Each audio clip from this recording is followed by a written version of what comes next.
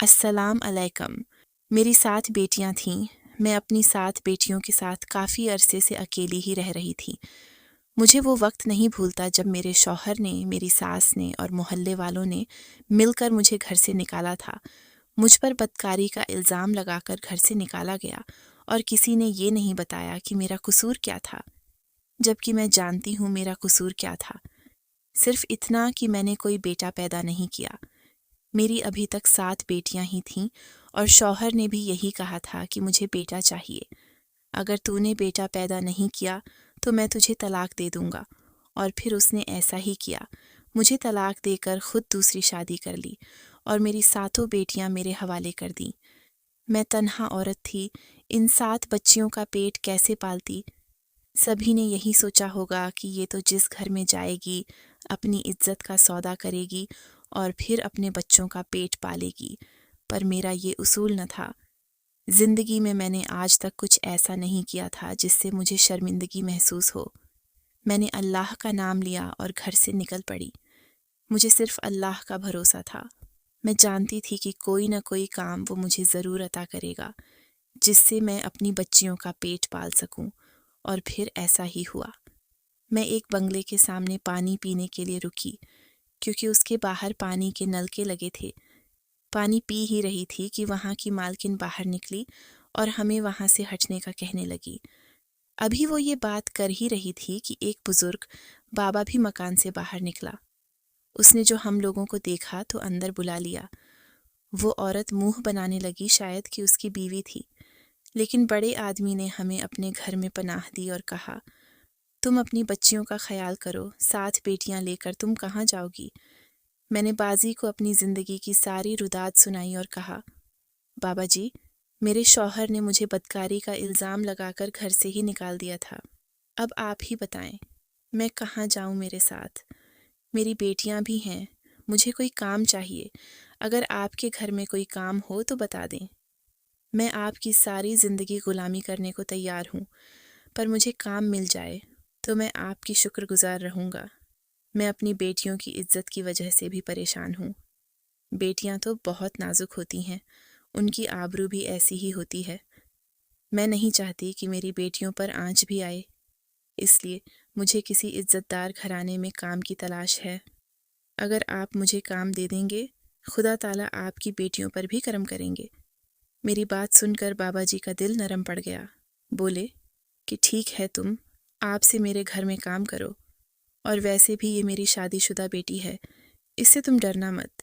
ये तो यहाँ कभी कभार ही आती है कि उसका अपना बहुत बड़ा घराना है। मेरे सभी बच्चे शादीशुदा हैं। मैं यहाँ अकेला रहता हूँ, मेरे पास और कोई नहीं है।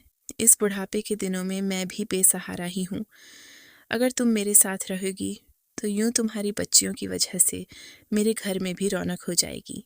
बाबा जी की बात सुनकर मैं बहुत खुश हुई थी, जबकि वो औरत जिसे पहले मैंने बाबा जी की बीवी समझा था, वो उनकी बेटी निकली। वो मुझसे कोई बात नहीं कर रही थी। शायद उसका मेरा यहाँ आना बुरा लगा था, पर मैं भी अपनी ज़िद की पक्की थी। मैंने बाबा जी से बहुत सारी बातें भी की और उनको यकीन दिलाया कि मैं उनकी इज्जत भी करूँगी और खिदमत भी। बस वो एक बार मुझे अपने घर में काम करने का मौका दे दें। बाबा जी की बेटी अगले ही दिन रुखसत होकर चली गई, जबकि घर में मैं और मेरी 7 बेटियां रह गईं। ये घर बहुत बड़ा था, किसी बड़े बंगले से कम नहीं था। मैं यहाँ रहने लगी तो मुझे एहसास हुआ कि ज़िंदगी में कितनी खुशियाँ भी पाई जा सकती हैं। इस घर में किसी चीज़ की कमी नहीं थी। मैं और मेरी बेटियां यहाँ खुशी खुशी रहने लगे। हम लोग दिन पूरा घर के काम करते, खाना पकाते, और बाबा जी के साथ मेरी बेटियां खेलती रहती हैं।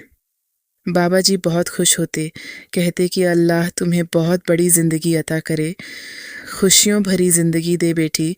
तुमने मेरी पुरस्कून सी ज़िंदगी में कितनी रौनकें भर दी हैं, मैं तुमको बता नहीं सकता। मैंने तो आज तक तन्हाई में ज़िंदगी गुजारी है। अब ये 7 बच्चियां मुझे अपनी बच्चियों से भी ज़्यादा अजीज़ हैं। मैं अपना घर तुम्हारे नाम करना चाहता हूँ, ताकि मेरे मरने के बाद मेरे बच्चे तुमको तंग न करें। अगर मैंने ऐसा नहीं किया तो मेरी आंखें बंद होते ही वो लोग आके तुम्हें तंग करेंगे, जबकि तुम्हारी खिदमत मेरी खिदमत तुम करती हो। तुम्हें अपना घर बार सब कुछ बाबा जी की बात सुनकर मेरी आंखों में आंसू आ गए। मैंने उनको लाख मना किया कि आप ऐसा न करें। मुझे इस ज़मीन जायदाद की ज़रूरत नहीं। जब तक आप हैं हम यहीं रहेंगे। आप न हुए तो हमारा यहाँ क्या काम। पर वो अपनी ज़िद के पक्के थे। अगले ही दिन वकील बुलाया और वो मकान जो कि तकरीबन 10 मरले पर फैला हुआ था वो मेरे नाम कर दिया। तकरीबन इतने ही मरले का एक बाग भी इस घर के साथ जोड़ा हुआ था। बाबा जी ने अपनी कीमती जायदाद मेरे नाम कर दी और वकील से भी कह दिया कि ये ज़मीन हमेशा मेरी इस बेटी के पास रहेगी। ये मेरी मुंह बोली बेटी है। इसने मेरी बहुत खिदमत की है। बाबा जी ने मुझे बैठे बैठे अमीर कर दिया था। मैं बहुत खुश, मुतमिन और पुरस्कून थी, क्योंकि मैं जानती थी मेरे लिए इससे अच्छा और कुछ भी नहीं हो सकता। मेरे साथ मेरे बहन भाइयों ने, मेरे शौहर ने भी नेकी का कोई काम नहीं किया था। अब बच्चियों के साथ रहती, लेकिन अगर उनको ये पता लग जाता कि मैं इतने बड़े बंगले की मालकिन हूँ, तो वो ज़रूर मेरे पास आते। फिर ऐसा ही हुआ जैसा कि मैंने सोचा था। तकरीबन 5 साल बाद बाबा जी इस दुनिया से रहलत फरमा गए। मैं और मेरी बेटियां बाबा जी के जाने पर इस तरह रोई थीं जैसे कोई किसी सगे के बिछड़ जाने पर रोता है। मेरी बेटियां बहुत परेशान थीं। हमारे लिए बाबा जी ही बड़ा सहारा थे। फिर अब वो नहीं रहे थे। रुपये पैसे की तो कोई कमी नहीं थी। इस मकान की एक मंजिल किराए पर उठा दी, जिसका किराया 50,000 आने लगा। यूं हमारे घर में अच्छी खासी आमदन आने लगी। हम लोग खुशी खुशी रहने लगे। तकरीबन 1 साल में हम बाबा जी के बगैर रहना सीख चुके थे। फिर उनकी यादें हमारे साथ थीं कि एक दिन हमारे घर के दरवाजे पर दस्तक हुई। मैंने जाकर दरवाज़ा खोला। सामने एक औरत खड़ी थी जिसने अपना चेहरा छिपा रखा था। मेरी आवाज़ सुनते ही उसने मेरी तरफ देखा तो मैं हैरान रह गई। ये औरत कोई और नहीं, मेरी भाभी खड़ी थी। मुझे अपनी भाभी की शक्ल याद आने लगी। ये वही औरत थी जिसने मुझे घर से निकालने में अपना बुरा बुरा किरदार अदा किया था। भाभी आप? मैंने हैरान होते हुए पूछा। हाँ, मैं कैसी हो मेरी जान? हम तो तुम्हें ढूंढते ही रह गए। तुम कहाँ चली गई थी? हमने तुम्हें बहुत याद किया। ये तो नहीं कहा था कि तुम इतनी दूर चली जाओ। भाभी के लहजे में मिठास थी, पर अब ये मिठास किस काम की, जब मुझे घर से निकालना था। तब तो भाभी ने कोई हमदर्दी नहीं दिखाई। भाभी आपका बहुत शुक्रिया, लेकिन अब मुझे आप लोगों की ज़रूरत नहीं। मैंने उन पर एक सरसरी सी नज़र डालते हुए कहा। अरे कैसे ज़रूरत नहीं रिश्तेदार, हमेशा रिश्तेदार ही रहते हैं, चाहे तुम उनसे रिश्ता तोड़ो या छोड़ो। भाभी ज़बरदस्ती अंदर आ गई। मेरे घर को दीदे फाड़ फाड़ रे, ये तुम्हारा घर है क्या? इतना बड़ा घर बना कैसे लिया तुमने? भाभी मुंह पर हाथ रखते हुए हैरत से बोली। हाँ भाई, बस अल्लाह ने दिया है, ये तो नसीब की बात है ना भाभी। आपने तो मुझे घर से मनहूस कहकर निकाल दिया था। अब देख लो, मैं इस सारी जायदाद की मालकिन हूँ। मैंने इतराते हुए कहा। हाँ भाई, मान गए तुम्हारी किस्मत को। तुम वाकई बहुत खुशकिस्मत हो। तुम तो किस्मत की धनी हो। तुमने जितनी बड़ी जायदाद भी सालों में खड़ी कर दी है, उतनी तो हम लोग कई सालों में पूरी जिंदगी में नहीं बना सके। वो भी सब लोग मिलकर, पूरा खानदान ऐसा काम नहीं कर सका। अपनी भाभी के मुंह से ये सब जुमले सुनकर मुझे बहुत तस्कीन मिल रही थी, पर मैं खामोश रही। ऐसे जाहिर किया जैसे मुझे कोई परवाह नहीं है, मगर मैं जानती थी कि अब भाभी मेरे घर क्यों आई हैं। जाहिर है मेरा घर इतना बड़ा खूबसूरत था। मैं खुशहाल थी। अब तो उनको मैं याद ही आऊंगी ना। बस मैंने सोच लिया था कि भाभी को अपने घर ज़्यादा देर रहने नहीं दूंगी। लेकिन हैरत तो मुझे तब हुई जैसे ही भाभी घर के अंदर दाखिल हुई। मेरी साथों बेटियां खुशी खुशी उनसे मिलने लगीं। मगर हैरत तो मुझे उस वक्त हुई जब मेरी बड़ी बेटी भाभी के गले लगकर झूमने लगी। मैं जानती नहीं थी कि ऐसा क्यों हो रहा है। फिर भाभी उसे गले लगाते हुए ऊपर कमरे में चली गई।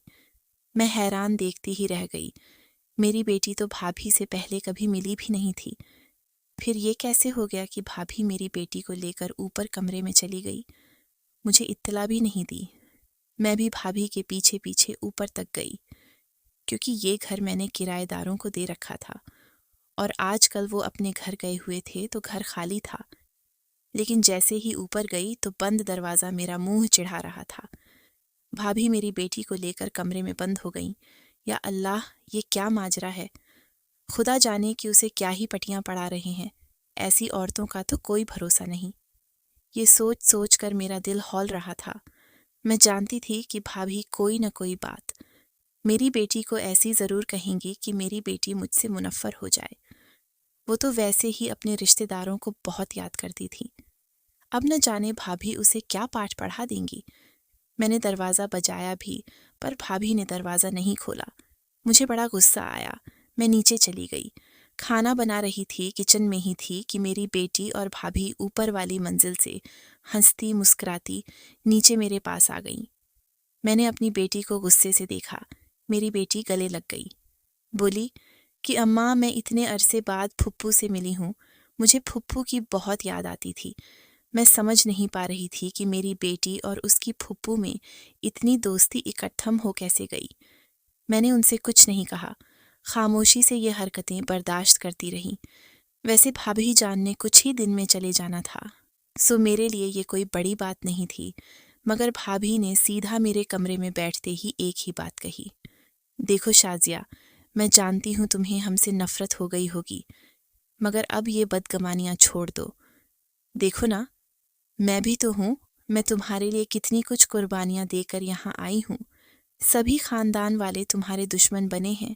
मेरे भाईजान भी यही कहते हैं कि हमें अब तुमसे नहीं मिलना चाहिए, लेकिन मैंने हिम्मत की कोशिश की।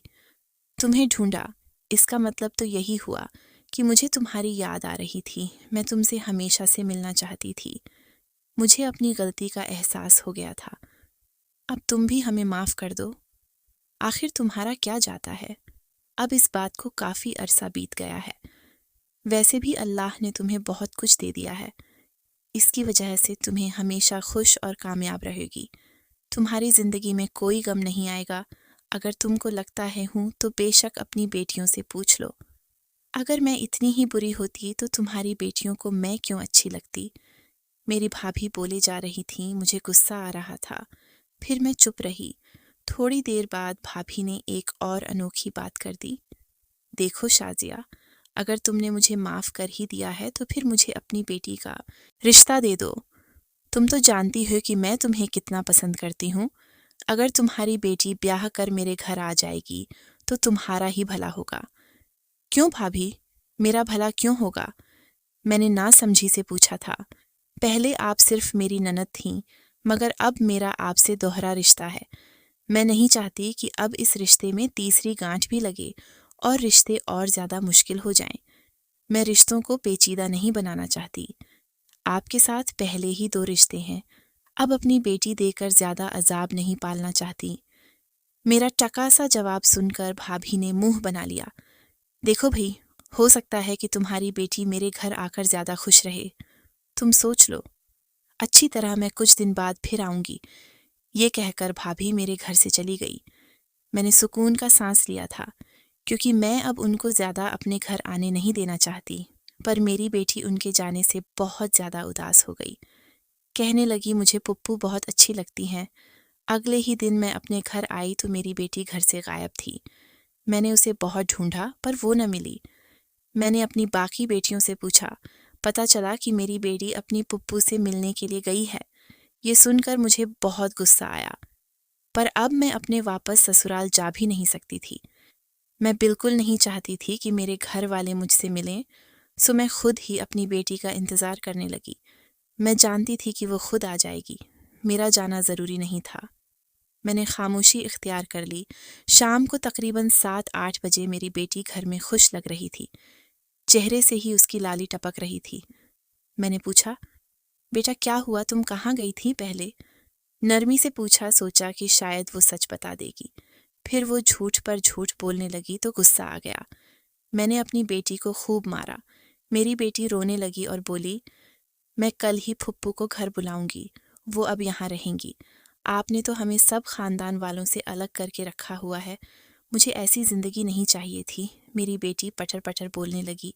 मैं समझ गई कि भाभी ने ज़रूर उसे अपने रंग में रंग दिया होगा, मगर इसकी नौबत नहीं आई।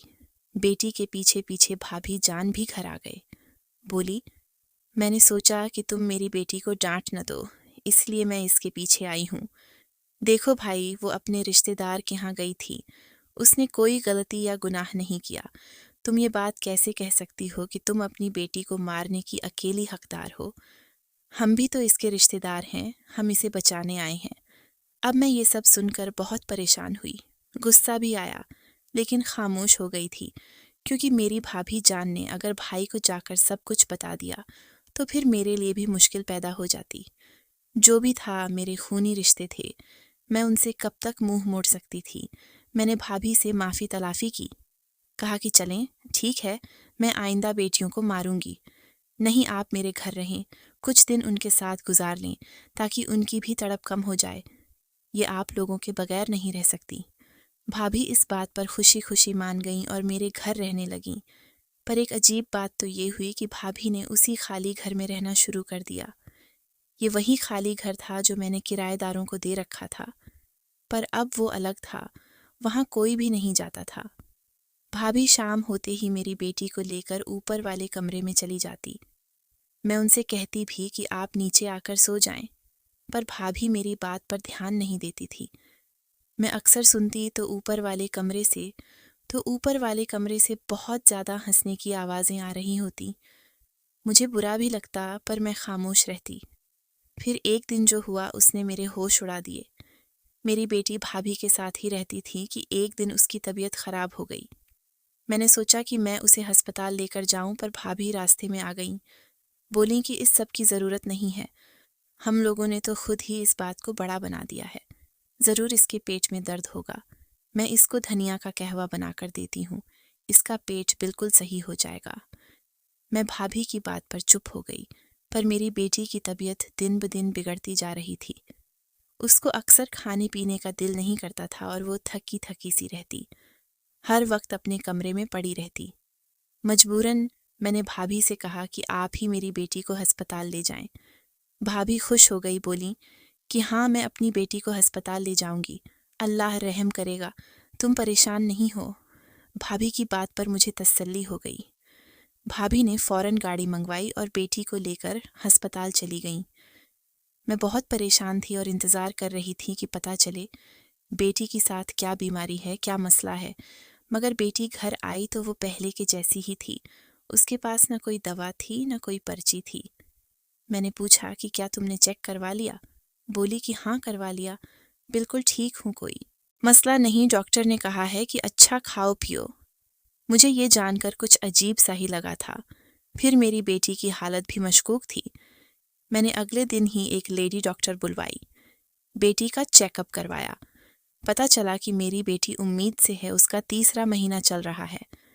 ये सुनकर मेरी तो सर पर आसमान ही गिर पड़ा। मैं बेटी को बालों से पकड़कर, क्या इस दिन के लिए पढ़ाया था कि तू अपनी माँ के नाम पर धब्बा बने? बता तूने क्या किया है, बता कि वो कौन है, वरना मैं तेरा हश्र बुरा कर दूंगी। मैं अपनी बेटी को मार ही रही थी कि भाभी आगे आ गए। इतनी बेरहम न बनो शाजिया, तुम अपनी बेटी पर तशद्दुद नहीं कर सकती, क्योंकि तुम्हारी बेटी मेरी भी बेटी है भाभी। अब आप रास्ते में मत आई। मेरी बेटी से गलती हुई है, मुझे पूछने दें कि उसने ऐसा क्यों किया है। मेरी आंखों में इंसानियत है, मैं बताती हूँ कि उसने ऐसा क्या किया है। और हाँ, परेशान होने की तो कोई बात नहीं। सारा मोहल्ला जानता है कि मेरा बेटा तुम्हारी बेटी का शौहर है। मैं और क्या ही करती।